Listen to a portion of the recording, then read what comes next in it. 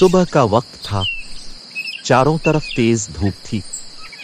हाथी के ढाबे पर चाय क्यों नहीं? चीकू खरगोश ने सोचा और ढाबे की तरफ चल दिया।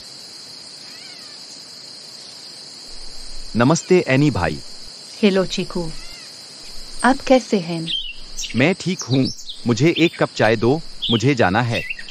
चीकू ने सामने देखा, फिर आहिस्ता से बोला, मैं अपना खजाना लाने जा रहा। हाथी सब कुछ समझ गया और हंसने लगा। अच्छा, हथेली की तरह अपने लंबे दांत मत निकालो, ये देखकर डर लगता है। चीकू ने तंज किया। एनी बहुत खुश मिजाज हाथी थी, इसलिए इसे कोई एतराज नहीं था। वैसे भी दोनों बचपन के दोस्त थे। वो चीकू के लिए चाय बनाने लगी। उस वक्त ढाबे पर ज्यादा जानवर नहीं थे। खजाने की बात सुनकर वहां चाय पीने वाले नानक को घोड़े और कानो हिरन के कान खड़े हो गए। कानो ने नानक को आंखों से इशारा किया। दोनों कानों से सुनने लगे कि चीकू और एन क्या बात कर रहे थे। एनी भाई, अगर आप 2-3 जानवरों का बंदोबस्त कर दे तो मैं आपका मशकूर रहूंगा। वहां इतना खजाना पड़ा है, मैं उन्हें अकेले घर कैसे लाऊंगा? इतनी सुबह किसी को तलाश करना मुश्किल है। हाथी अभी कह ही रहा था कि कानो और नानक को चीकू के पास खड़े हो गए। हम गरीब हैं, हमें नौकरी चाहिए। अगर आप चाही तो हम आपका खजाना ले जा सकते हैं।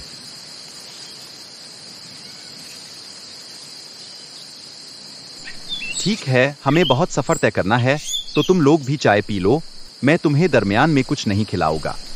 चाय पीकर तीनों वहां से चले गए। हिरन और घोड़ा सोच रहे थे कि अकेले खरगोश को खत्म करके सारा खजाना हथिया लेंगे, फिर कोई परेशानी नहीं होगी बल्कि सुकून होगा। दरअसल ये दोनों ठग थे और दूसरों को बेवकूफ बनाकर अपना गुजारा करते थे। चलते चलते दोपहर का वक्त था। कानो और ननको थके हुए और परेशान थे, लेकिन चीकू खुशी से चल रहा था। और खजाना कितना दूर है? हाँ, जल्दी बताओ, अब ये भी नहीं चल रहा है। बस यही है, इसके पीछे पीपल का पेड़ बहुत दूर है। तुम घबरा क्यों रहे हो? तुम खजाने का कुछ हिस्सा भी रख लो। इस पर दोनों खुश थे। घोड़ा सोच रहा था कि इस खजाने से वो हवाई जहाज में सफर करेगा और मुल्क ओ बैरून मुल्क सफर करेगा। दूसरी तरफ हिरन होटल खोलने का सोच रहा था।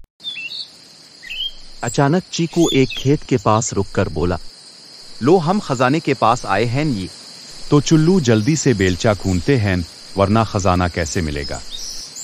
चीकू ये सुनकर हैरान हुआ। उसने कहा, बेलचे की क्या जरूरत है, खेत में बोरियां ही खजाना होती हैं। दोनों ने देखा, दरहकीकत खेत में बहुत सारी बोरियां पड़ी थीं। क्या वो हीरे जवाहरात से भरे हुए हैं? मेरा मतलब है खजाना। नहीं, वो गंदुम से भरे हुए हैं। गंदुम? लेकिन तुमने खजानों की बात की। ओ, खाना भी खजाना है, हम उनको खाकर जिंदा रहते हैं। चीकू ने उन्हें समझाने की कोशिश की, लेकिन वो यकीन न कर सके।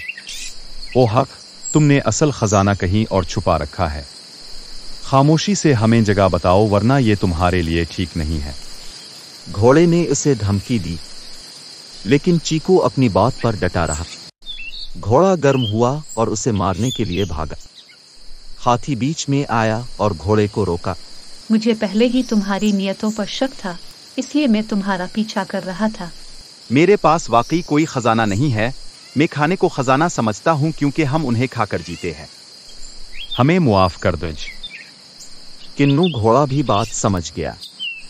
उन्होंने कहा कि हमें अपने खेतों में काम करने का मौका दें, फिर देखें हम कितनी मेहनत करते हैं। हाथी ने अपनी माहिराना आंखों से महसूस किया कि कानो और नानको की सोच में तब्दीली आ गई है। उसने चीकू से कहा, चीकू कबूल करो, उन्हें बेहतर करने का मौका दो। जब चीकू राजी हो गया तो एनी ने ऐलान किया, अब खाने की ये बोरियां लाद कर चीकू के घर ले आओ। जो लोग पहले वहां पहुंचेंगे उन्हें मेरी तरफ से 1 माह तक मुफ्त चाय पिलाई जाएगी। किन्नू और नानिक का बोरियां लेकर भागने लगे। मैं क्यों पीछे रहूं? मुझे भी मुफ्त चाय चाहिए। इसकी हरकत पर सब हंस पड़े।